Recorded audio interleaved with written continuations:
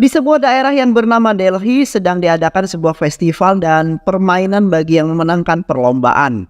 Maka akan mendapatkan hadiah berupa uang. Sinu adalah salah satu pemuda yang mengikuti perlombaan, namun sebelumnya dia dan ayahnya yang bernama Nasima telah mengambil keuntungan dari warga yang ingin mendapatkan uang dari hasil perlombaan. Dengan janji jika Sinu memenangkan perlombaan, maka uang yang diperoleh akan dibagi pada mereka. Akan tetapi saat Sinu memenangkan perlombaan, mereka tak kunjung mendapatkan uang yang dijanjikan. Sehingga mereka menahan Sinu dan Nasima, namun mereka kembali tertipu oleh Sinu dan Nasima yang mengatakan akan membagikan uangnya pada malam harinya. Lalu Sinu meminta mereka untuk melepaskan dirinya dan juga Nasima. Sinu dan Nasima pergi meninggalkan Delhi, pergi ke Chennai dengan menggunakan kereta. Sesampainya di stasiun tujuan, mereka pergi dengan menggunakan taksi dan meminta diantar ke Pandi Bazar di Chennai. Namun mereka ternyata salah turun dari kereta dan kini mereka berada di Hyderabad. Namun mereka tetap mengira jika mereka berada di Chennai. Supir taksi itu akan membawa mereka ke penginapan yang dikelola temannya.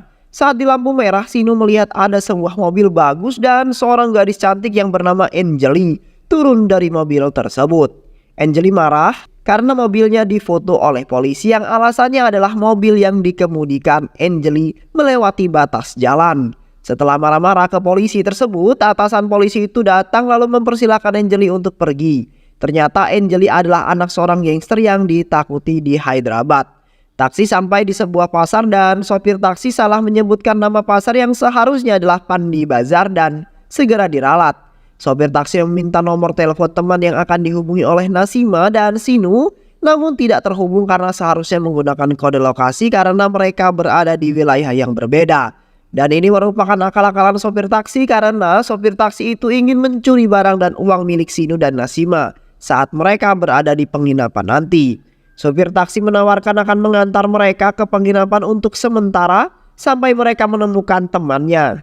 Tiba di penginapan, mereka disambut pemilik penginapan dan juga teman-teman yang bekerja di sana. Sopir taksi mengatakan jika Sinu dan Nasima berasal dari Delhi menuju ke Chennai secara berulang-ulang dengan maksud agar teman-temannya mengerti. Tas milik Nasima dibongkar oleh sopir taksi dan teman-temannya saat Sinu dan Nasima makan.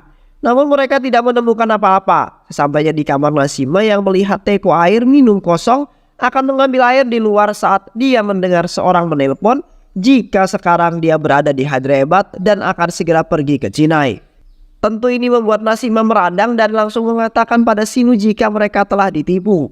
Sinu mendatangi sopir taksi yang sedang membersihkan bajainya dan mengatakan jika dia mengatakan meminta diantarkan ke Pandi Bazar. Tentu disambut gembira oleh sopir taksi karena dia akan memperoleh uang yang banyak.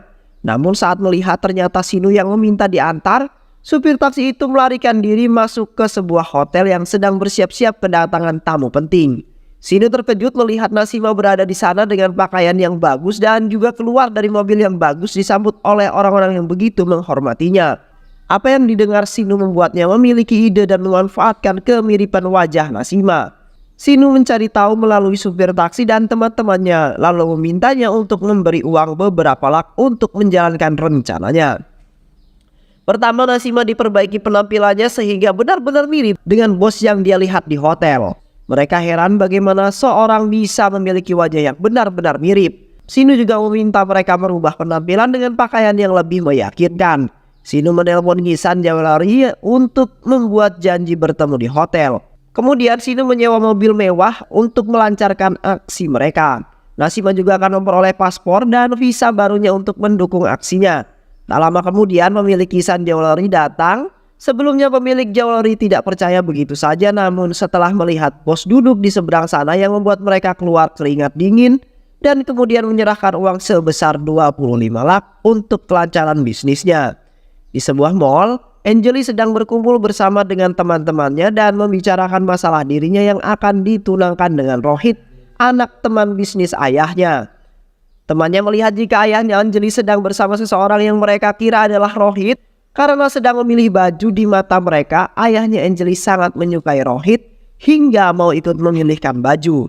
Anjali mendekati Sinu yang dianggap Rohit dan menariknya hingga membentur tembok dan mengatakan jika dia terpaksa menerima pertunangan ini. Tentu saja Sinu terkejut dan sekaligus bingung kenapa tiba-tiba gadis yang dia suka berkata seperti itu. Saat Angelie menyebut nama Rohit, dia sadar jika Angelie telah salah paham. Gadis itu mengatakan jika ayahnya menikahkan mereka karena ayah Rohit adalah seorang yang kaya raya. Angelie mengatakan akan memberi tes pada Sinu atau Rohit. Jika Sinu gagal, maka Sinu harus mengatakan pada ayahnya untuk membatalkan pernikahan ini dengan berbagai alasan. Lalu Angelie itu memberikan nomor telepon pada Sinu atau Rohit dan mereka akan membuat janji bertemu di Uni Emirat Arab.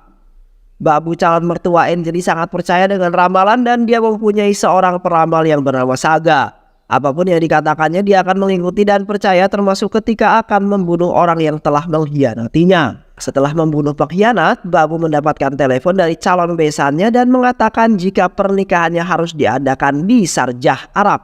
Karena Sharjah adalah tempat yang memiliki aura yang baik menurut Saga. Awalnya ayah Angelie tidak setuju karena menurut adat seseorang gadis harus menikah di rumahnya.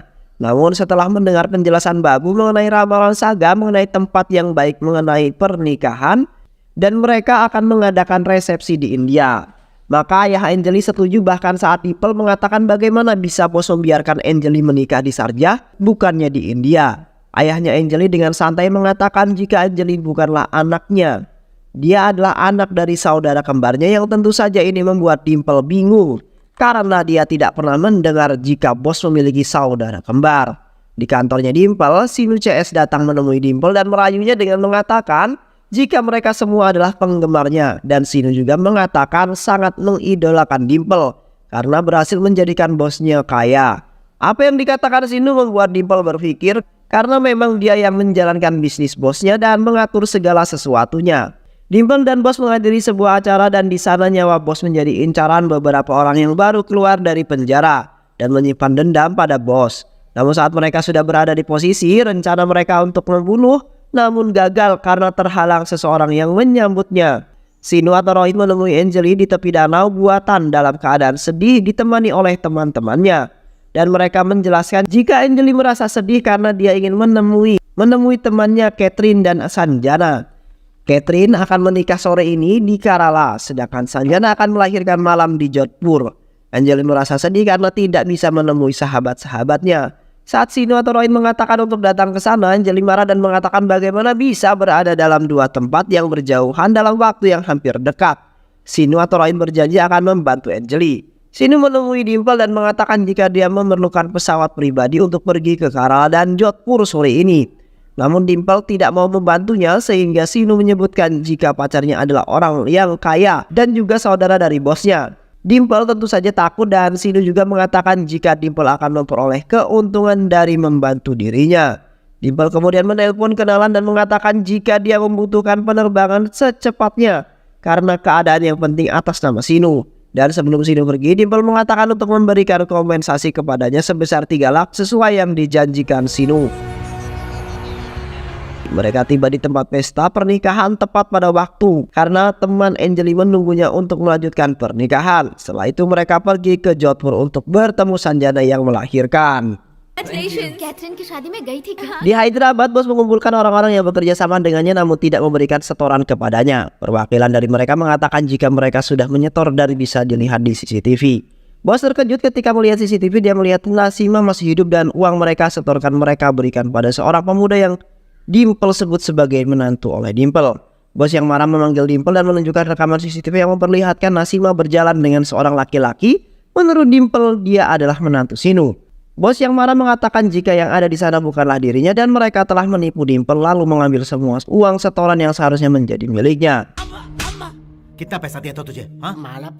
Di rumah Angelie, Rohit datang saat Angelie dipanggil turun untuk bertemu. Angelie terkejut karena Rohit yang dia cintai bukanlah Rohit yang ada di hadapannya. Angelie yang bingung akhirnya bertanya pada ayahnya mengenai Rohit. Kini Angelie tahu jika dirinya telah dibohongi. Ayahnya meminta nomor telepon milik pemuda yang mengaku sebagai Rohit, namun Angelie mengatakan tidak memilikinya. Hal ini membuat ayahnya semakin marah. Di gudang minuman, Angelie bertemu dengan Sinu atau Rohit. Angelie menamparnya karena telah membohonginya. Sinu berusaha menjelaskan namun Angelie tidak lagi mau mendengar penjelasannya. Karena sudah merasa kecewa, Angelie meminta Sinu untuk pergi dari kehidupannya dan jangan pernah muncul di depannya lagi. Sementara itu bos memerintahkan untuk mencari mereka. Nasima yang baru saja datang ke gudang minuman melihat Shinu sedang mabuk. Dan mereka yang ada di sana menjelaskan kenapa Shinu bisa seperti itu karena Angelie datang dan memutuskannya karena sudah mengetahui identitas Shinu. Nasima yang emosi pergi dari gudang untuk menemui Angelie dan saat menunggu bajai Nasima bertemu dengan anak buah bos yang mencarinya. Nasima memberhentikan mobil tersebut dan meminta tolong untuk memberikannya tumpangan ke rumah Angelie. Lalu Nasima dibawa oleh mereka ke sebuah gudang dan ternyata bos sudah menunggu di dalamnya. Nasima terkejut karena dirinya kembali bertemu dengan kembarannya yang telah membunuh keluarganya beberapa tahun yang lalu. Nasima memohon agar bos memberikan restu pada Angelie dan Shinu karena mereka saling mencintai dan Nasima berjanji akan pergi dari hidup bos untuk selama-lamanya. Bos memerintahkan anak buahnya untuk membawa teman-teman Nasima yang telah mereka tangkap sebelumnya. Nasima kemudian terkejut saat mereka semua menjadi tahanan bos. Nasima yang tidak mengetahui cerita selanjutnya setelah dia mengalami kecelakaan menghampiri teman-temannya, memanggil nama mereka satu persatu dan itu membuat mereka semua terkejut. Ternyata Nasima masih hidup. Selama ini mereka mengira jika Nasima yang telah meninggal. Teman Nasima kemudian memberitahu jika Angelie putri Nasima masih hidup dan Nasima bertanya pada saudaranya di mana Angelie. Bos yang mengatakan jika Angelie memang masih hidup namun dia melupakan semua orang dan menganggap bos sebagai ayahnya. Saat bos akan menusuk Nasima, Shinu datang dan menolong Nasima dan kawan-kawannya, mengalahkan semua anak buah bos, mendapatkan pukulan dari bos hingga akhirnya Shinu pingsan. Dan bos memerintahkan anak buahnya untuk membakar mereka semua. Namun gagal karena saat melemparkan korek Shinu menangkap dengan mulutnya. Api padam sedangkan dia pergi ke bandara untuk pergi ke Arab melaksanakan pesta pernikahan Angelie. Kini Nasima bercerita pada Shinu mengenai kejadian di masa lalu. Mereka tinggal di sebuah distrik di Nalgonda, namun tempat tinggal mereka tercemar sehingga banyak anak-anak baru lahir mengalami mutasi gen hingga tubuh mereka tidak sempurna dan banyak kecacatan lainnya. Untuk mengatasi masalah ini, Nasima bertemu dengan seorang ilmuwan yang mengatakan masalah di desanya bisa diatasi dengan sebuah alat yang harus mereka buat. Pemerintah hanya sanggup membayar setengahnya dari anggaran dan Nasima menyetujui untuk membayar setengahnya lagi. Dia akan meminta bantuan dari warganya. Nasima kemudian mengumpulkan warganya lalu menjelaskan mengenai alat yang akan mereka dapatkan untuk menyaring fluoride yang terlalu tinggi di daerahnya. Namun mereka harus bergotong royong untuk membayar setengah dari biaya alat itu dan mereka menyetujui dengan memberikan harta benda yang mereka miliki untuk dipercayakan pada Nasima. Sementara itu di dalam penjara, saudara kembar Nasima merada karena dia berada di dalam penjara karena sebuah korupsi yang dilakukannya. Sedangkan Nasima menikmati hidup bahagia di luar sana. Dia merencanakan untuk membunuh Nasima atau akan memasukkannya dalam penjara bersama dengan seseorang teman yang juga berada dalam penjara. Saat yang bersamaan, Nasima dengan keluarganya akan mengunjungi kuil di tengah jalan. Mobil yang mereka tumpangi ditabrak oleh mobil yang dikemudikan hingga terjatuh ke jurang. Melihat istri dan anaknya yang sudah tidak bergerak, Nasima mengira jika mereka sudah tidak ada. Dia pergi menaiki jurang. Saat di atas, dia melihat semua polisi yang bersamanya sudah tidak bernyawa. Dan dia melihat saudara kembarnya berada di sana. Saudara kembarnya lalu menusuk Nasima dan menendangnya ke sungai. Dan dia mengganti bajunya dengan baju putih temannya. Menelpon polisi dan mengatakan jika dia melihat Nasima membunuh polisi dan melarikan diri dengan menggunakan mobil membawa serta uang warga. Polisi yang hendak menghentikan mobil yang lewat melihat Nasima di dalamnya dan mereka melakukan pencarian pada Nasima. Namun tidak diketahui keberadaannya dan polisi juga menangkap teman-teman Nasima dengan tuduhan terlibat kejahatan penipuan bersama Nasima. Dan ketika mereka semua dalam penjara, bos datang mengunjungi mereka dan mengatakan jika dia telah membunuh Nasima. Dan dia juga mengatakan jika Angelie masih hidup dan dia telah mencuci otak Angelie dengan mengatakan jika ayahnya adalah penjahat yang telah membunuh ibunya Angelie. Dia akhirnya merawat Angelie karena dia menginginkan harta milik Nasima.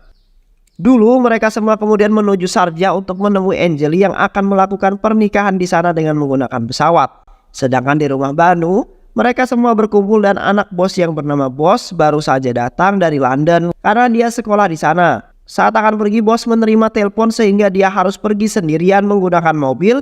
Hingga di tengah jalan mobil yang bos tumpangi ditabrak dan bos terkejut karena Shinu berada di sana. Bos yang pingsan pun kemudian dipindahkan dan digantikan oleh Nasima. Shinu lalu menelpon ambulans yang akan membawa Nasima ke rumah sakit terdekat. Sementara itu saat Babu akan menjenguk bos di RS, dia mendapatkan telepon dari anak buahnya mengenai keberadaan Nasima yang ada di Sarjan. Babu menelpon kenalannya di bandara dan memintanya untuk mencari data siapa saja orang yang datang dari Hyderabad ke Sarjan 1 minggu kemarin. Dimple diminta untuk membawa sampel urin ke laboratorium dan saat dijadikan urin tersebut jatuh karena Dimple dikagetkan oleh Sinu. Sinu kembali mengarang cerita jika dia ternyata duplikat bos A yang ada di Sarjan untuk kembali melakukan penipuan. Sinu memperlihatkan duplikat bos kepada Dimple dan mengatakan jika duplikat inilah yang telah membuat bosnya mengalami kecelakaan. Akhirnya Dimple membawa duplikat bos ke hotel dan melakukan penyiksaan untuk menyadarkan duplikat bosnya. जब तक मैं पैक खत्म करके आऊं तब तक सब कुछ सच बता देना. Banyak rencana yang akan dijalankan untuk menggagalkan rencana pernikahan dan juga untuk menipu Banu agar mau mengeluarkan uang untuk bisnis barunya, yaitu bisnis pengeboran minyak bumi. Rencana selanjutnya adalah membuat Anjali mengetahui siapa sebenarnya ayah kandungnya.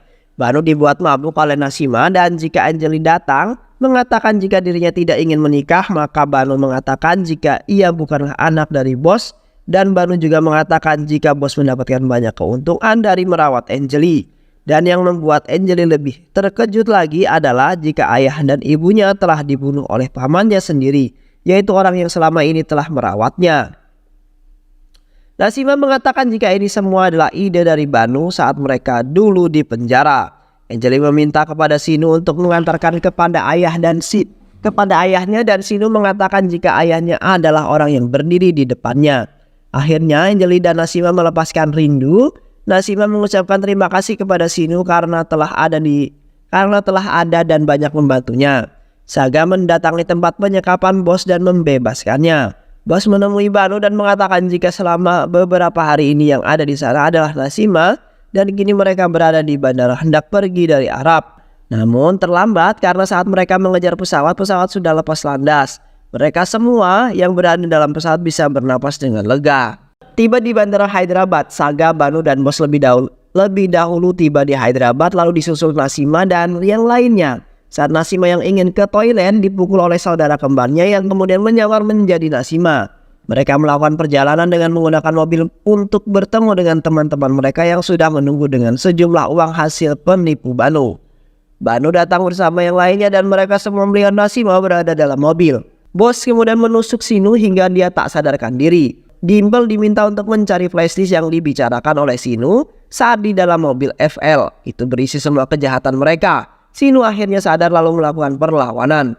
Rohit membawa Anjali pergi dengan menggunakan mobil yang berisi uang. Sinu mengejarnya dan menggunakan motor. Sinu berhasil menghalangi mobil mereka dan Sinu sempat terpojok namun kembali bisa melakukan perlawanan hingga Banu, Rohit dan bos kalah di tangannya. Akhirnya mereka kembali ke desa mereka di Nalgonda. Lalu semua warga dikumpulkan untuk menonton semua bukti kejahatan yang dilakukan saudara kembar dan Banu.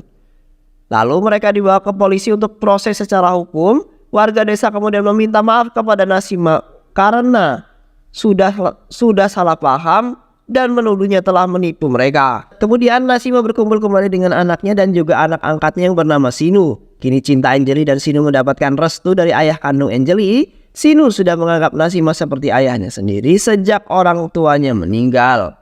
Dulu orang tua Sinu lah yang menyelamatkan Nasima dari sungai. Mereka disambut dengan baik oleh warga desa Nalgonda setelah kesalahpahaman itu terselesaikan. Saudara kembar Nasima dan Banu ditahan polisi atas kejahatan yang mereka lakukan dan film pun selesai.